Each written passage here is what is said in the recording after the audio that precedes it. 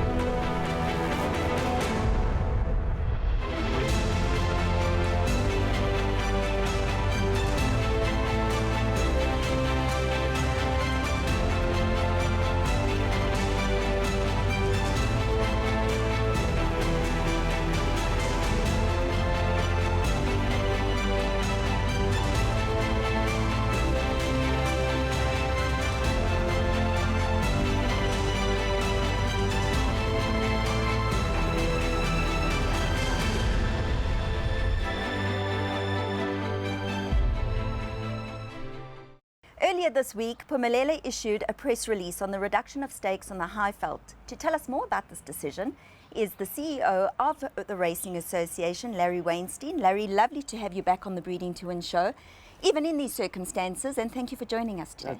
Thank you, Julie. Yeah, it's not the best of news, but it's been a while coming. People have heard about it. I mean, people have seen the issues that's out there, and they've been wanting to know and when and how much and what is going on. So, you know, eventually we finally came to a decision how to lessen the blow, and the announcement was made this week.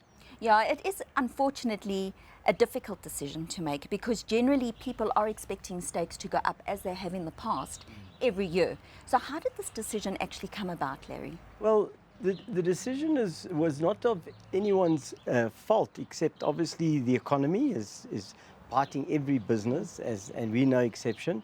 And then there was the government held back the 3%, which everyone thinks Phumelela gets the 3%, which they get the 3%. But of that 3%, 30% of that comes into the stakes, which equates to about 25 million. So that gets taken straight away out of our stakes pot.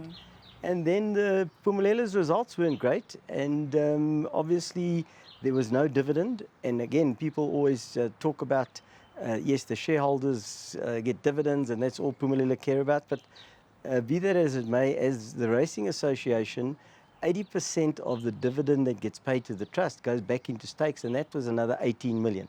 So if you do the arithmetic, it's 43 million rand that came straight away out of our stakes pot. And how the stakes pot works, we work a financial year is from July, it's from August to July, and then but the stakes run from January to December.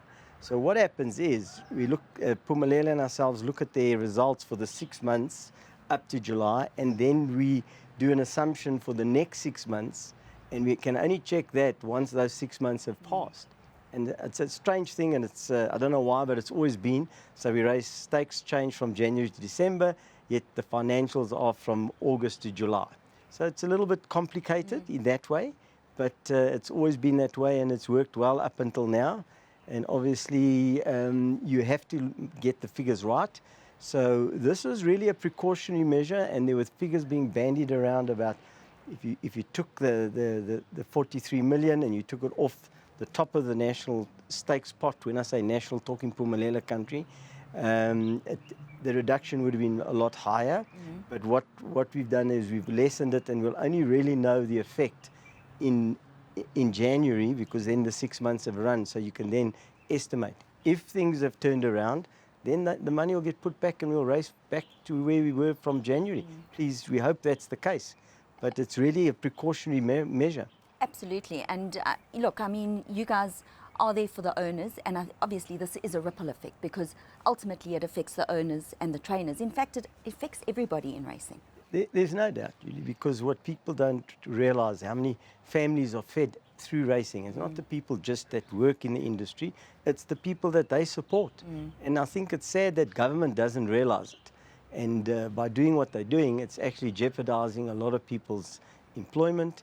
Trainers come under hard times, owners who come under hard times, even the punters, who's the lifeblood of the industry, whether we like it or not. That's where our stakes come from. And they suffering. So it's not a great state to be in, but we've come up with some innovative ways of trying to lessen the blow. Obviously, the cost of racing to Pumalela, and they carry it, except for the subsidy that comes from the 3%. But besides that, they carry the whole cost of it, and all the operators, not just Pumalela. Gold Circle, they had to drop races, but their stakes stayed the same. So there's ways and means you could do it. We can't afford to be dropping races, although we did drop one race in the midweek. But if you go and start dropping races, you're going to have this pile-up of horses not being able to run. So we took our time, and I know people saying, but what's going on? We need to know. But we didn't want to just haphazardly say, okay, there's the drop, let's do it straight away. You know, so it took a while, and just that everyone is clear, what we decided to do in Pumalela country is different to what they do in the Cape. The Cape, Kenilworth Racing decide what they do with their stakes and how they want to distribute it. And we thought that because we've got a lot more smaller owners and a lot more smaller trainers, it's feeling the pinch really badly. Because over the years, Julie, since I've been at the RA, I've always done an analysis. And I've done an analysis because I own horses. So it's easy for me, and I feel the pain as well. But over the years, costs have gone up 25%. But stakes have only gone up, even though it's gone up, it's been 10%. So it's been very difficult to keep pace with the costs.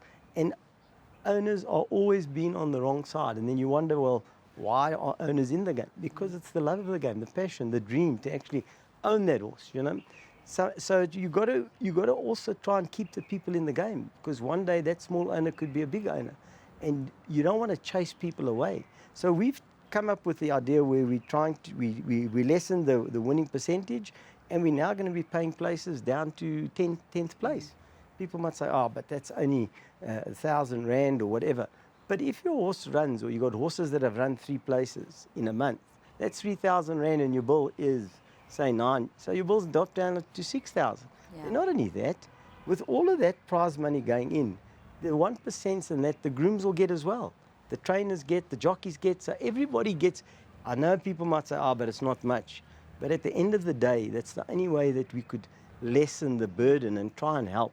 And it also doesn't help, no disrespect, where the owners that are in the game don't pay their bills. And I'm not, you know, that's also what they don't realize. Puts pressure on the trainer. The trainer then still has to feed the horse and do that. So that's And also... look after the grooms. Look after the grooms. So to me, that's also not right. You know, so there's a lot of things that aren't right. And as the RA, we try to help and try to make sure that we look after the owner. There's a lot of times when people say, well, what does the RA do for us? Well, the biggest thing we do is look at stakes. When we took over Kenilworth, they were racing for 54 million. We took it up to 93 million. Okay, it's had to drop now. But that, to me, is the most important thing that the RA does, not only for their members, but for all owners. Then there's, you're able, with a membership of the RA, you're able to go into, you get an entrance into the July, into the Met, into Summer Cup. There's all of those things. You get private facilities as a member where you can race, which before Cape Town didn't have. We actually fixed it up for them. Then what are the other things? I mean, they're saying, people say, but that's not enough. We pay towards the protocols, we pay towards all the horse care units, we pay towards the Jockeys Academy. So what does the RA do? Obviously, a lot of people, I don't like telling people what we do, because if you can't see what we're doing, then there's a problem. There's a problem, Yeah. Julie. You know, it really is a sad state where people start, and you know, the board tries to do what's right for racing. And sometimes they say, there are always people that are saying we never get it right. Well, over the last 10 years, I think we've brought the respect for the smaller owner, for the smaller trainer. We've got websites for each centre on its own. We do calendars. We support the owner's manual that John Freeman puts out. So when people are saying, well, what are you doing? I know we're talking about stakes, but I think it's an opportune time to let people know just what the RA is about. Yeah. You know, because for them it's, oh, well, what is it? You know, if it's a free meal they want, sure. But there's so much else. The awards, the Equus Awards, all of those things. I mean, there's more to it than just wanting. The problem that you have with some people, not all people, they feel they have an entitlement. What is that? We don't know. So they're entitled because they've supported this game. Fantastic. They've supported it because they've benefited by it, or they've put into it, and they love the game. We all do. We all do. You know, and that's what it's about. So, you know. Just coming back to, say, January, and please God, things do turn and racing's looking better and in a better light. What happens to the stakes then? Then the increase comes in. Whatever the reduction has been, and if there's an increase, so that money will be put back into the stakes pot. Okay, so that goes back. Does it go back to the 5 places? Are you guys thinking of leaving it as the 10 places, or will that be a decision when it happens? You know, it's something that you need to try out, because for some people they think it's good. Some people say, it's not good. So you can't please everyone, but we are looking. We've put it out there. We'll see. Come January, we'll look at it and say it hasn't worked, or it's not. People don't want it. Then we'll then decide. Okay, let's go back to the 5 places. The other thing to remember is that if there isn't 10 horses in the race, whatever money's over goes back into the stakes pot. Don't lose it. So it's always going back in. We never lose that. Unfortunately, the situation we're in at the moment, Phumelela's sort of cash strapped because of that withholding that subsidy from government. But please God, the business is turning around. They've done a few things to change it. And I'm not here to support Phumelela, because I think what people don't realize, without Phumelela and without Gold Circle, without one of them, we don't have racing. Yeah, there's no racing operations. We all support one another. So, you know, yes, is there ways to run it better? There's no doubt. Any business could be run a lot leaner, a lot better, which they're now realizing, because when things are going well, you don't look at the mistakes and that. Now they've had to look at everything. And I'm talking about all the operators, not just... Phumelela. And for me, as the CEO of the Racing Association, I'm there for all owners. I'm not there. So we want to race. We need to race in Cape Town. We need to race in the season in Joburg. We need to race in the season in Durban. And of course, we talk about Kimberley and Port Elizabeth. They also contribute. They contribute usually to our international revenue that we get in. You know, and already you can see by looking at it. I mean, there's a turnaround with the exchange rate on the pound. So already there's money that looks like it's going to help the stakes pot, because we get a bigger portion out of that, and it helps all the areas, not just Phumelela. We talk about everyone. And we've got RA members throughout the country. So yes, and Kimberley, let's talk about Kimberley. It's been the issue about them closing. It was all about losses being made. Kimberley is a loss-making. Port Elizabeth's loss-making. But what people don't realize, in the beginning, when Phumelela was formed, they gave the assets to Phumelela and said, there it is, there's our race course, there's this. So then for that, they were given the stakes agreement that they will be part of the stakes. So to say, oh, well, now because you're making a loss, we want to kick you out, can't. Everyone's needed. Everyone's in it together. We're all in it together. And you kind of got to pull through. I know, Larry, there's a question I need to ask you, because I know back in the old days, it was almost like racing was taxed more than casinos. Is that still the case with betting? Well, racing was taxed, at one stage, racing was the only game in town before casino. So And when casinos came along, racing was taxed more. But when we say taxed more, and because of the tax that was applied to racing, the clubs all went. They were under pressure, and they were all loss making. And so what they had to do then is go to government, and that's when they formed Phumelela. That's when Gold Circle was formed, and they were given this agreement that if you did this, that if you formed the Phumelela and you had black empowerment and you had all certain things had to be met with that agreement. And that's when the Racing Association was formed to protect the ethos of racing. So that's why, and then the trust was formed to protect the shares. So then they agreed that the 6%, that 6% would be put into place, and because it was divided with the government and Phumelela, that was to help keep racing going. That would make it viable. That was what it is. And obviously over the years, there's people that have said, no, well, Phumelela gets it all. They don't understand the mechanics. And now they've had a go, and at the Public Protector and the MEC got together, and the Public Protector recommended that they pull that money back. So that's where the problem started. So I mean, but the Gold Circle, I'm not sure about them, but I think they still get their 3%, but it all affects, with Phumelela's financial situation, it affects all racing. And Gold Circle's also had to cut their cloth. Their stakes have stayed the same, but they cut their races. Kenilworth stakes have come down, they've cut their meetings. Now we're under pressure. We can't cut our meetings because we have to provide so many races internationally.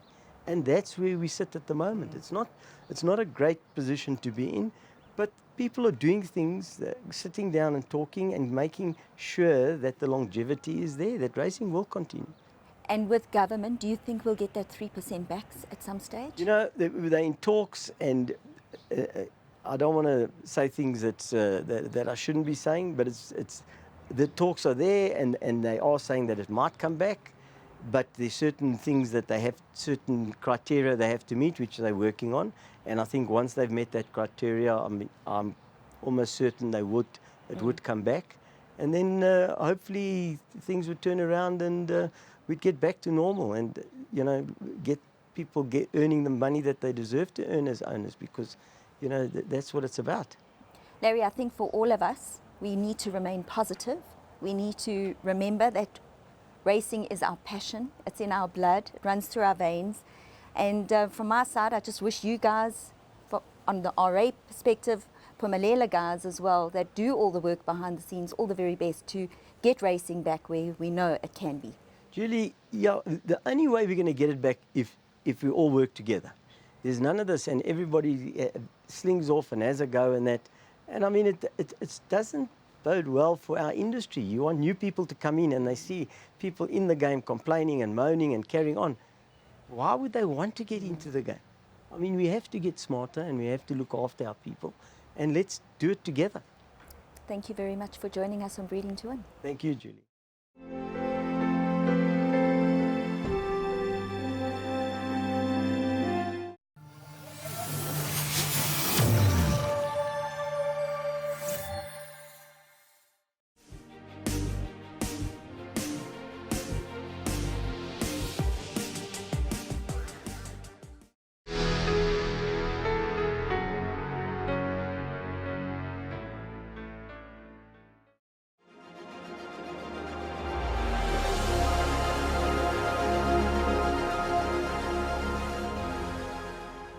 The Grade 3 Winter Classic winner Vardy continues to improve for his connections. Fee chats to his trainer Adam Marcus to tell us his plans for the up-and-coming season. Adam Marcus has done incredibly well since taking over the reins from his father Basil, and he's here at Durbanville this morning to have a chat to us about the season ahead. Adam, lovely to have you on the show. Thanks so much for having me. Now it's getting to a busy time of year. You've been here this morning galloping some of your string for the season. Do you have a strong string going into the season? Yeah, we've got some very exciting younger horses coming through the divisions, and also some unraced well-bred horses. So you never quite know what you've got until they're on the course, but I think we've got exciting times ahead. I must say you've done incredibly well since you've taken over from your father. Obviously he's still involved, but you're always getting winners. You're pretty consistent. Yeah, we try to keep our yard to quality over quantity, so we don't have a lot of numbers of runners at races, but we like to be competitive when we're here. But I must say the general strength of our string has improved over the last couple of years, so I'm very excited about the future. Yeah, when I see them here in the parade ring, you've got some really nice looking individuals. They always look strong. They're always got lovely big fillies as well. You've got lovely looking horses, and obviously they're bringing home the results as well. Absolutely, you know, it's very competitive in the Western Cape. There's a lot of top trainers, very well-bred horses, top owners, so you can't be coming to races with the lesser horses, so we try to keep the quality up, and we're just grateful that we're getting the results. And your stable star was obviously Vardy last season, and going forward this season he did so well in the Winter Series, and then we haven't seen him since, but all going well for him to make a comeback this season? Yes, he had a small chip removed from his near fore knee. His form has been incredible, and I've always thought he's a very immature horse. So he's currently rated the highest 4-year-old in the Western Cape at a 128. So obviously the handicappers think very highly of him, and I've always said to the owners he's showing this type of ability, but there's still a lot to come. So having a look at him now, physically he's improved, mentally he's definitely getting better. Obviously we're going to have to throw him in the deep end for the summer season, but I think he deserves this chance, and we just hope for the best. Yeah, he was really going places. Of course he beat One World in the end, at the end of the Winter Series, which was really exciting stuff, something to look forward to. Yeah, absolutely, and One World came out and won the feature the other day, so that's a great collateral form line, and I think Vardy is a horse that's on the up. He's going places, and let's hope it's not only the summer season, but for the years ahead with him. And all being well, what have you actually got planned for him race-wise this year? Green Point, Queen's Plate and the Met is our plan. I think that's a plan for a lot of the big guns out there. So he's going to be thrown in the deep end, but he has very few other options of his rating. But you throw them in the deep end, and you'll see what their true ability is all about. But he's doing well at home. He's doing very well. He's been back in full work for a couple of weeks now, and I must say physically he's a much better horse than what he was in the winter season. And he's got some smashing owners, hasn't he? And I mean, I remember back in the Winter Series, it's so difficult that everybody was sort of rooting for One World, and then they were rooting for your horse, and there was real competition going. Yeah, he's got great owners. Daryl, Greg Blank, Jimmy Sarkis, Uncle Bernard, and they've really supported me. I've got his brother by Dynasty, is a 2-year-old that's in the yard. We bought him at the Nationals. So it's really awesome to train for racing people, and they've had plenty Grade 1 success before, but I hope we can have a nice journey with Vardy with those lovely owners. Yeah, he's a very exciting horse indeed. In terms of your other horses, any other big races that you're sort of aiming towards? I know you've got some nice fillies as well. Yes, I've got a Thalia that won 3 in a row. She ran disappointing her last start at Durbanville. I just thought the pace was too hot for her over the 1250. She's running in the Fillies Championship, also throwing her in the deep end, but we'll see how she goes there. And I've got some other fillies that have kind of progressing, but they're not quite there yet, but 1 or 2 impressive wins and then you're in with a chance. So very exciting string, very progressive, and I must say an exciting season ahead. Yeah, hopefully you can be competitive throughout the season, and then youngsters coming through, and then of course it's sales time again as well. Absolutely. I must say I've been very fortunate to have been supported by a lot of the big owners in the Western Cape in a small way, but just very grateful to get that support. So they all 2-year-olds now, so I'm hoping that when they 3, 4 that we in the high divisions and competing in the big races. So, and moving forward, I just hope we get continued support, and it's very competitive out there at the moment, and you've got to produce the goods, but I must say I'm getting the support now, so I hope the results follow. You're doing a fantastic job, and the book one sale in January looks to be an awesome catalogue as well. It's just sort of being put together and look to have some great horses with good pedigrees. Absolutely, it's the cream of the crop, and we bought Vardy from that sale, and he was a very immature horse, so it's nice to try find horses. It's a very early sale, so we can find them, pick horses under the radar that are going to mature into lovely horses, but the pedigrees there are sensational, and I just hope to get some support, and we'll be on our way. Yeah, you're doing so well. And are you enjoying your new role as a trainer? Are you finding it a bit stressful? It is stressful. It's a very competitive industry, but at the end of the day, working with animals and the horses is what it's all about. And one thing, even a maiden winner, it makes it all worth it. So there's ups and downs, but I try to ride the wave as best as I can. The highs are very high and the lows are very low, but as time goes by, I'm learning about the industry, but it's a long game, so we're in it for the long run. You certainly put a lot of work in. I see you there every single day at stables working very hard. And your father is still a little bit of input, but not there quite so much these days. Yes, my dad's like semi-retired. He works for me every second Sunday and Monday, so I can get some time to catch up on my sleep. But I speak to him every day. We go through the programming together. He gives me advice whenever I need it. So it's very seldom you got a 6-time champion, Hong Kong champion jockey helping you and giving you advice, and also from the training side. So I pick my dad's brains as much as I can, but at the end of the day, I'm making the own decisions on my own at the yard, and we're very meticulous in the yard, and I'm just grateful that the results are showing. Yeah, your father certainly knows what he's talking about, but he's one of your biggest owners as well. I hope he's not your most difficult one. No, why? He pays his bills on time. He expects things to be done correctly, as a lot of owners do. At the end of the day, you're in it to be competitive. So he's like many other owners that they want the results, but he is a big owner in my yard, and he's got some lovely babies that have just come into the yard as well, and I'm very fortunate that now I've got quite a few other owners joining the yard as well, so we're heading in the right direction. Yeah, and it's a really exciting time of the year because you've been here this morning galloping a few horses for the season. You're back here again on Thursday to gallop some. Really exciting. We're getting into it. We're nearly finished at Durbanville, back to Kenilworth, and before we know it, we'll be really in the swing of the full season. No, absolutely. The season comes and goes so quickly. All the visiting trainers come, all the boom horses arrive, so it's a very exciting time of the year. Even in the morning you can feel that vibe at track, and even watching Vardy progress in his work, it's very exciting. You know, for me to be competitive with the big guns and in the big races, it's just great to be there, and it's very, very exciting. Yeah, to be competitive with a horse like Vardy so early in your career is absolutely thrilling and really worth getting out of bed for in the morning. No, absolutely, and I think he's a horse that's not only just making up the field, he'll be in with a chance with those big races, so we really hope everything goes according to plan, and just to, as I say, just to be competing with the big names and the big guys out there is just a pleasure for me. Yeah, I'm really looking forward to seeing him out because he was just doing so well, real progressive horse, and doing absolutely well on the tracks, but it's going to be so competitive this year. We've got top guns, haven't we? They haven't left the country. We've got the Do It Agains, we've got the One Worlds, we've got the Hawams. Very competitive. Yeah, it's a year, just the list goes on, and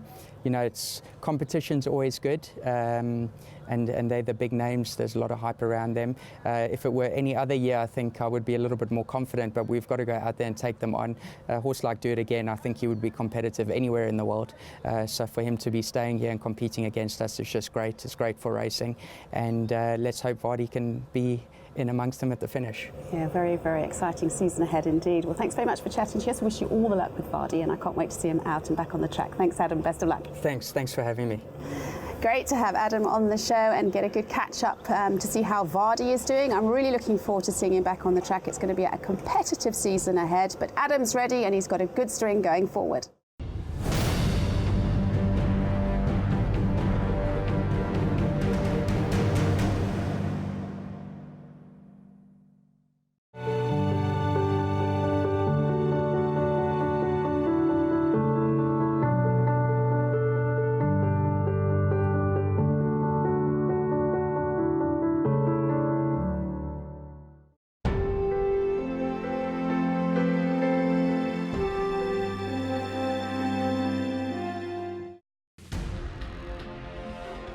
And here comes Fire Away! Fire Away in the Danger's Hour.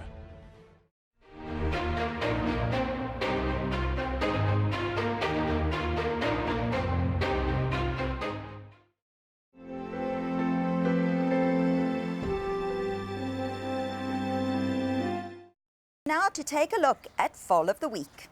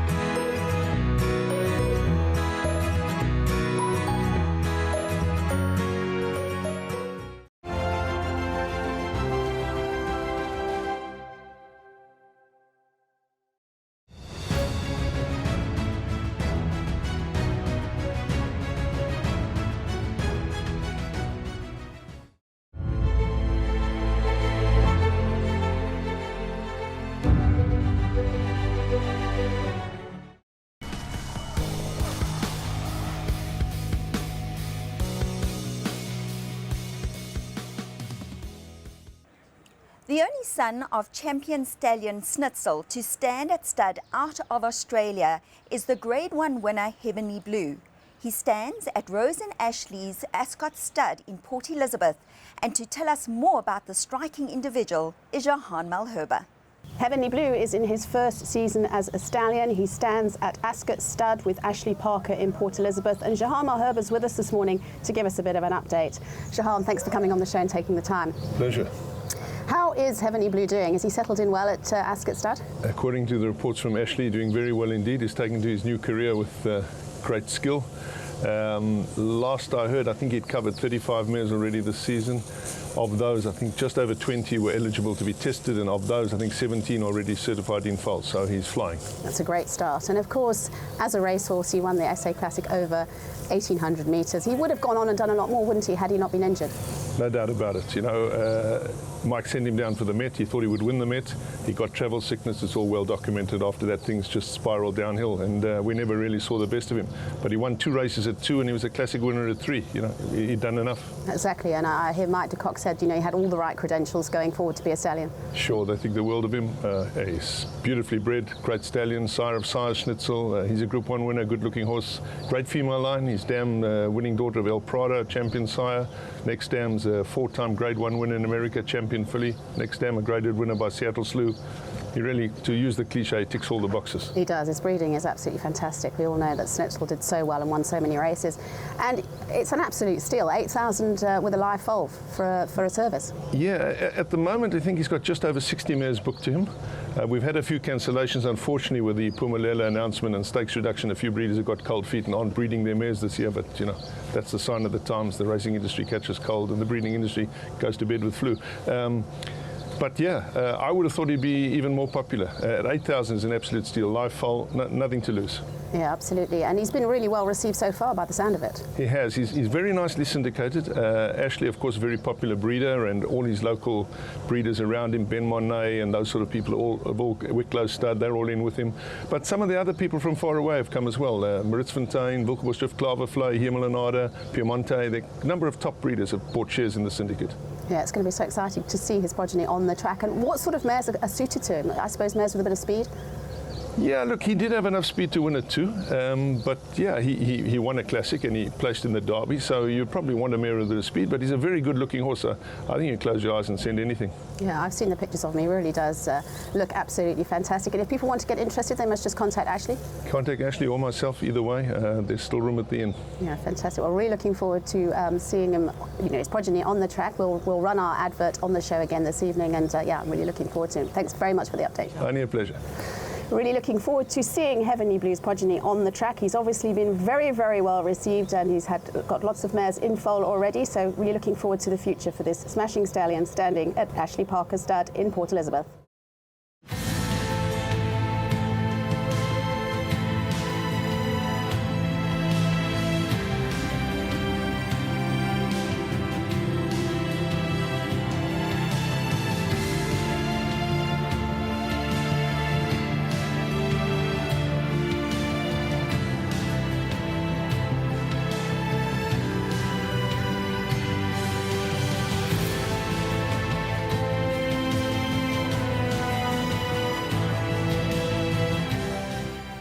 Well, that's a wrap for this week's edition of Breeding to Win. Don't forget to join us next week, where we will be focusing on the up-and-coming Empress Palace ready-to-run sale. From myself, Julie Alexander, and the rest of the Breeding to Win team, good night.